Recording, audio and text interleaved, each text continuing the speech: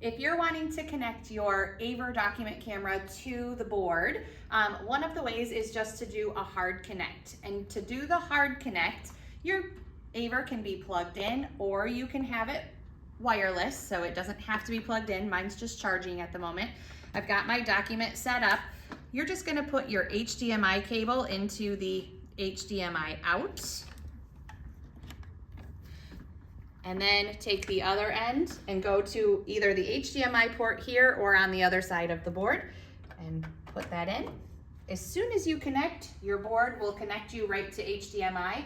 And if it doesn't, then you can go to the connection. I'll show that in just a second. But as you can see, now I've got the full screen document camera instantly. If it didn't pop over there, you can click your home menu and then just make sure you go to connection, and then you would click HDMI.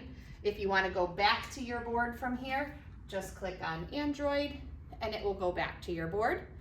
You can easily go back to your document camera by just hitting connection and HDMI.